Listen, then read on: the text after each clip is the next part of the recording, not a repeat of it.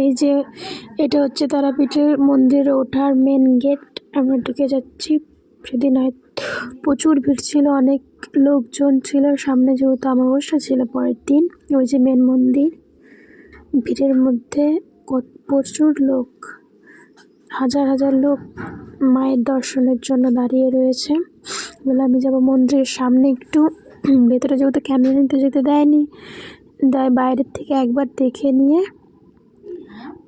তারপরে কটা ছবি তুলে নিয়ে চলে এসেছি। এই যে কতগুলো ছবি আছে, তারপরে অঞ্জলি টঞ্জলি দিয়েছিলাম আমরা, সেগুলোর ভিডিও করতে দেয়নি যেহেতু, তাই কটা ছবি। যে মন্দির, এটা সেই সামনের পুকুরটা, এটা একটা শিব ঠাকুরের ছবি, এটা একটা রাধা মাধবের ছবি, এটা আরেকটা কালী ঠাকুরের কোথায়, এটা ঠিক একটা ডালা।